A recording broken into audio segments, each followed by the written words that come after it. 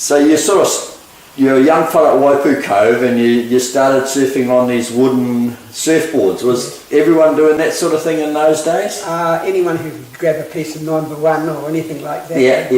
Yeah. So tell me about this coffin lid wooden surfboard that how did you get hold of that? It was made for my auntie. Yeah. And it would have been just after the war. Yeah. When women came out and did a few more adventurous things. Yeah. And anybody who went to the beach on a regular basis, like my auntie and our family and quite a few others at Waipu Cove, we all gathered round, and if we couldn't own a board, we would certainly borrow one. Yeah. And I used to go and borrow my auntie's board. Yeah. Because it was pretty smooth, cool bed. Yeah. She had it made. Yeah, she had it made. She had it made by presumably a coffin maker. Yeah. And my guess is it would have been made by probably the only funeral director in Whangarei at the time, the Newberries. Yes, yeah. Which was an old family in New Zealand, in Whangarei, and they also were into surfing and doing all sorts of... They used to do gymnastics and stuff on the beach. We used to follow them around quite a bit. Yeah, and one was a magician or something, wasn't he? I think they were both part of it. Crunchy the Clown. Peter. Yes, two twin brothers, Peter and Paul. Yeah. And Peter was the one that followed through. They both did weightlifting and built up their bodies because they were born slightly undersized. Yeah. And they developed their bodies through weightlifting and all that sort of thing. Yeah. Dancing act and swimming. Yeah. So summertime, you guys, as families, you all camped at Waipu Cove or different beaches? Our family in particular went to Waipu Cove. Yeah. I can only recall once where in the year of the polio epidemic, all schools and school families around the district, right throughout New Zealand really, who used to go to the beach were recommended that they only went to isolated places, so they weren't mixing in big crowds. So they didn't mix with other families. So they would not contract poliomyelitis. Yeah. So that particular year we went out to Tutakaka, to an uncle's little spot out there. Yeah. So how did you two meet? Anne told me a little story about this one. Were you on holiday at Waipu Cove as well, or how did you guys meet? So were you with your family there? No, I came up with a friend. And were you just tenting or staying with them? We were in a tent, only just about 3 or 4 away from Don. Yeah. And so that's how we met. Yeah. Now, you told me a bit of a funny story. Yes. I hope you don't I walked past and Don's mother was cutting his hair. Yeah. And I said, oh, that looks interesting, because I did a bit of hairdressing, although I wasn't a hairdresser. Yeah. And anyway, she said, here, would you like a go? So I did. Yeah. I finished off the haircut. You gave me a haircut. So that's quite a hilarious way of meeting people. Particularly their future. It's still a very popular place to go. Yes. And surfing sort of took off out there, wasn't it? With well, the first ski that we actually went on was a Dick Hartley little sailing skiff thing type thing. Yeah. It was only like a 7-footer. Yeah. And it had a position for a mast and a centreboard. Yeah. And I think there was a tiller attached to the back. Yeah. But they all came apart. Yeah. And then after that, of course, I think the surf lifesaving outfitting got hold of a rescue board. Yeah, paddle board nowadays would be equivalent to, wouldn't it? Yeah. And because they were using it all the time, we didn't get a chance to use it very often. But that's how our main interest in surfing really took off. Yeah. But and Ross pursued it. Yeah, well, we saw a photo in a magazine, Aussie or American magazine, of a surfer. It was the magazine that came out from Hawaii, or was it Post or something like that? I can't remember. One of those early ones, and then the other one. What was the last one called that everybody got? I can't remember. Yeah, it was type of weekly or a monthly magazine. Monthly, yes.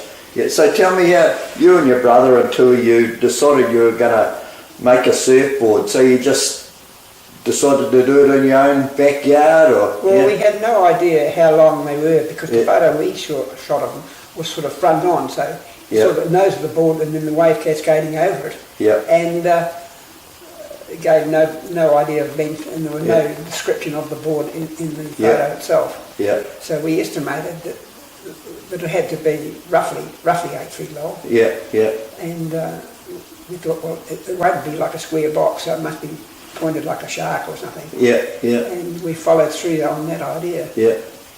But I'm amazed in that photo, and I think I've got one here that you took that's been in a magazine. I'll just pop it up, but that one there.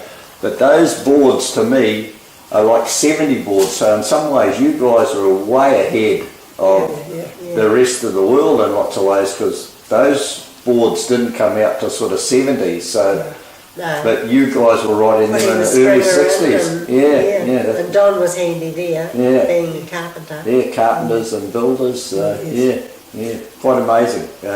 It probably wasn't until the Americans come out, and some of them were out here because they were dodging the Vietnam War in those early stages. But most likely, yes. that's what I think that's more true than But then you sort of got onto a bigger boards, and you guys made your own concrete mould in your backyard. Yeah. Well, we experimented with size and width and depth, and of course the foam itself. The first boards we made were bought a block of foam and shaped it from there. Yeah. And they tried to increase the density of the board. Yeah. And the harder it was to restrict damage to the foam. Yeah. With a more solid base on it. Yeah, and probably a little bit more flotation and that sort of thing. Yeah, probably. It may have weighed a little bit more, but I think it counterbalanced with the. Yeah, amazing. Yeah. So tell me, Ian, when you met this young fella, how long have you guys been married? Can I ask that? Just over 50 years. It'll be. We had our 50th last year. When Ross died. Yeah. 24 hours Ross died. Yeah. So, that's right. You're telling me one day your mum, she knew you were sort of keen on this young fella. Did you say, oh, it's not that blonde-headed guy? Oh, that was my mother, yes. Yeah, tell me about that. What? I rang up home and said, they'd been up. They came up for the day one day and met Don and his family. And when I rang up, I said, I've met somebody, you know. And she said, not that surfing with the blonde hair. And that was it. So Surfy's had a bad name in those days as well? Well, I think that's hilarious. Yeah, tell me about this skateboarding. You were probably one of the first guys in Northland and that to build skateboards. Yeah, that was before we were married. Yeah, and I think we saw it. My mum was working in a bookshop at Onarangi, and she came home with this magazine, and it had photos of these American guys on skateboards, and they pulled skates apart and put a bit of board in. It was probably the same magazine. Yeah. But so what did you do? Find someone's skates or? Well, we were quite keen on skating right from when we were fairly young. Yeah. We went to Hamilton one summer. Yeah. Which was much against our normal run-of-the-mill things because we always went to the beach. But they said, this year you're going to Hamilton. We got down there and Raglan seemed to be a million miles away from... It was a long way in those days, metal road. And when you got there you still had to trudge another 50 miles from the river to the city. Yeah. Anyway, we spent a little bit of time roller skating in the city and we got fairly keen on it. In fact, my younger brother Ross went missing one day from where we were staying. And they wondered where the heck he'd got to.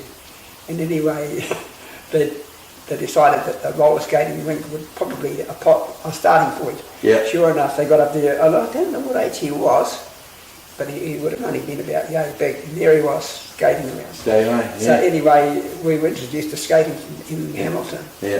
But of course, when we came back, we had to have roller skates. Yeah. And they were just the steel wheel. Yeah. And they clamped onto your shoes. Yeah, so they were adjustable. Adjustable, both ways. Yeah. So anyway, we had a pair of those. Yeah. And we decided that perhaps we could use something like that. And I grabbed a bit of weatherboard, 9x1 or something. Yeah. About this long. We didn't know how long they. Yeah. Nobody had shown us one. and they were just a straight flat board. Yeah. So we screwed those on there, and we decided we'd Go practice skating. Yeah. And of course, there's no skateboards around because skateboards were skate parks Yeah. were in the future, and so we used to skate down our main footpath in Off Marley Marley Road. Road. Yeah. And It just had a nice incline. It wasn't like this. Yeah. Yeah. and of course the footpath, it was a state house where we lived, and the footpaths weren't very wide, so Yeah. we were restricted to doing anything fancy. Yeah.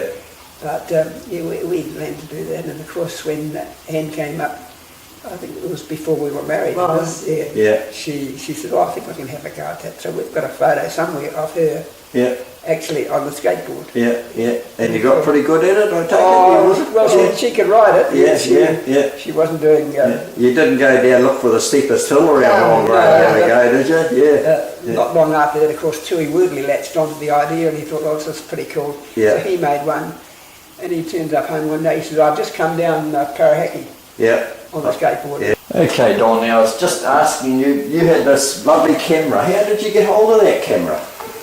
Well, my older brother was in the Air Force. Yeah. He joined the Air Force when he was about 18 or 19, I think.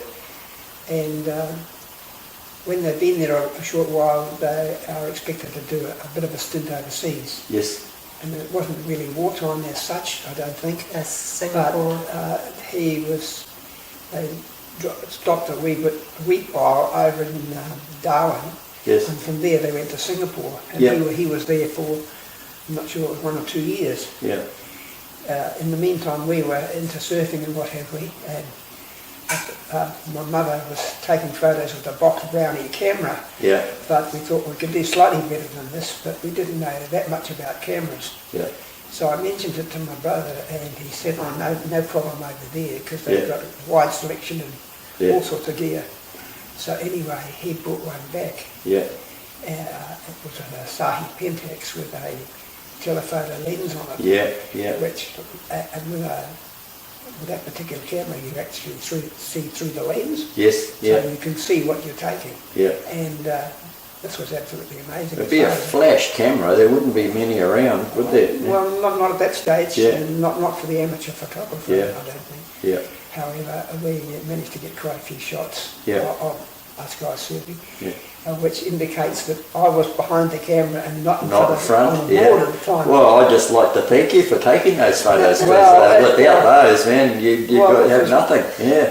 It's like a lot of things, though. You don't realise that you are creating history without you knowing that you're doing it. No. Yeah. And but anyway, it turned out to be a bit of a godsend, because we could film all sorts of things like Yeah. bathing beauty contests and surfing, and Yeah. Yeah. also we had a family reunion at Mangaroto, Yeah. where our family on my mother's side came from. And there was So you took lots of big photos. parades and Yeah, things, yeah, yeah. yeah. So tell me about your children. You've got 2 daughters, is it? 2 daughters. Yeah. And they're into surfing, or their husband's into surfing, or The older one, yeah, the older or one water is, sports. she is, well, they're both artistic, both Yes. the daughters are artistic, but the older one was leaning more towards the art and, well, I think it was Photography. photography, yes. Yeah. Yeah. So she was quite keen on that, and Yeah. has produced a few good photos. Yeah. And but she has two children now, our grandchildren. Yeah. The eldest one has just started intermediate school. Yes. I think. Yeah. But they live in Dunedin or in Port Chalmers, Yeah. and not too far from where the new stadium is built in Dunedin, Yeah. and that's where the yacht club is there. Yeah. So But their big yacht is at Waiheke, Yeah. but they're into yachting. Yeah. And the Yeah. kids So are they're yachting. on the water anyway. Yes, Yeah. yes, So Anne, you're an artist, and Don's an early photographer. So something's rubbed off on the grandchildren Oh, and yes, daughters yeah. for sure. Yeah, Yeah. definitely. Yeah. I think that's And the fantastic. second one's in Tiana, Yeah. Kerry, and her husband's a keen, well, he likes surfing, but he can only surf occasionally down in Yeah, the well, we've got a Cargill long way area. to go, He's isn't got it? quite Yeah. a way to go, but he's Yeah. into whitewater canoeing. Yeah. and they both had sea kayaks. Yeah. I see where they've just announced the representatives for whitewater canoeing for the Olympics this year on Yeah. telly. Yeah. So I think that's fair. What sort of music were you guys listening to when you were hanging out at Waipu Cove? Is anything early rock and roll stuff, I suppose, or? Yeah, it was. It was really, yes. And from You were singing at the Oh, dances. I had to do a little bit of singing on the Saturday night. I heard you at Talent Quest. I heard you used to do a few Talent Quest. Yeah. Oh, well, yeah, Talent Quest and odd shows, Yeah, fundraisers for And dances. Yeah. and did a bit of dancing. Yeah. So Yeah. that all accumulated in a pretty rapid run through the 60s and that. Yeah. But I think I've got a fairly wide variety of music that I enjoy. Yeah. You were into operatics. Yeah. And some of the girls. Yeah. Yes. Yeah. So what was the music of the day? Can you remember what songs you were? Elvis Presley. Elvis Presley. Yeah. Not Yeah. that we were great Elvis fans, but You probably went to see some of his early movies and stuff. Gidget and all those, Yeah, although yeah, they were yeah. Hollywood jobs, Yeah, you yeah. could see they were set up. Yeah. But no, I used to take my records out and I used to play them at the surf club there and Yeah. get that going, flat out, and we'd be out on the board and you could hear Yeah. Elvis singing Blue Hawaii, whatever. And, Yeah. I think a lot of people nowadays wouldn't remember. My father had a band, and as a real young kid, all the country halls had bands and do sort of pretty regular, and all the farmers would get together, and Oh, yes. all the guys would be on that side, and all the ladies. But it was a big thing. It was probably the only time a lot of them met. It was just so different to nowadays. Oh yes, Yeah. true. They didn't have the internet communications And travel was a lot harder too. Yes. Amazing. Yeah. It's true. Yeah. But What? boys versus girls at a country dance was Yeah, yeah. divided down the middle. Yeah, And whenever yeah. the Yeah. band started playing, there was always a mad rush to find the prettiest girl on the floor. And that was quite amusing. Yeah. So, did you have any surf accidents when you were young fella surfing? Yes. Yes. We usually spent about 3 weeks at the beach. Yeah. And the tail end of the second week, I was feeling a bit sore in the ribs and I didn't really know what was wrong. Yeah. But we always camped, apart from one year when we had a batch, every time I ducked to go in and out of the tent, which had 5-foot walls, Yeah. when I straightened up I could feel this pain and I, gosh, it's pretty sore. By the end of the third week, when we were coming home, Yeah. I said to my mother, I said, I don't feel too good. She says, what's wrong? I said, I can hardly breathe. Yeah. And it was a Sunday night and I was due to start work on the Monday. Yeah. And she said, you better go to the doctor. And when you can't breathe, you Yeah. know, It's getting a bit serious. Yeah. And we had an old Holden at the time, but we got hold of the emergency doctor and he lived partway up Paraki, Yeah. which was a steep windy hill. And I got almost to his place and it was dark and Yeah. the street lighting was pretty poor. And I ran out of petrol, I think, or something like that, Yeah. right on a hairpin bend. Yeah. And I found out later I actually cracked a rib or two. Yeah. And here was me trying to push this car to a safe position. Yeah. And you think you did that on your surfboard probably or something? Well, when you're going to the beach surfing, all Yeah. you do is eat, sleep and surf. Surf, So it was one of the Yeah, yeah. three, and I'd probably put it down for surf. Yeah. Oh, that's fantastic. So, were you involved with Ross when you built those first big surfboards out of that mould and that sort of thing? You would have Oh been. yes, I know, we were both into that. Yeah. Because we would bounce ideas off one another. Yeah, and that surfboard that we've saved in the northern history of Ross's, you had that stored in your backyard for years, did you? That old wooden one. No, the new fiberglass one. That Laurie fiberglass. Oh, yes. Yeah. It was Oh, actually for my brother in Auckland. Yeah. Because he was in the Navy and he Yeah. decided that he thought this looked pretty good when Yeah. they came up So you made a surfboard. for him. Yeah, for him. Yeah. So yeah. I was in Auckland for quite a long time. Yeah. And he didn't do a lot of surfing. Yeah. But then it eventually came back up here because we couldn't get rid of it. You know, we Yeah, didn't want yeah. to sell it. So Yeah. And Ross got it, dried it out, and Yeah. did a bit of work on it. And Yeah. Jared Carey's husband took it out to Metapuru And Lang's Beach. at Langs Beach. Yeah. And had some surfing Yeah. on it. Yeah. It's a heavy beast. Oh, it's a heavy beast, yeah. It's but like a destroyer. you wouldn't want to be in the way, would you? It's probably heavier now too. Yeah. Look, unless you can think of anything else, is there anything stupid at the beach that you can remember in those days? Anything funny that stands out in your mind, or nothing too much? Whenever people mention Waipu Cove, it always brings back memories. Yeah. But we used to have, you know, Waipu Cove pretty well, and the little beach beyond that, which we call Shelley Beach. Yes. We just went over the little ridge, and we'd have barbecues there. Yeah. And throw stones at the possums up in the Bahoo Yeah. Towers. Probably got mussels and things out there. Yes. Yeah. We were, in the fairly early days, we were quite keen to do, Hans Haas wrote a book Yes. on spearfishing. Yes. And because we were keen on swimming right through tiny tot age, we got a pair of flippers and a mask, and we used to share it around with one another. Yeah. And then we gradually got our own gear. Yeah. But we used to go around the rocks there, and if a New Year's Eve party coming up, Yeah.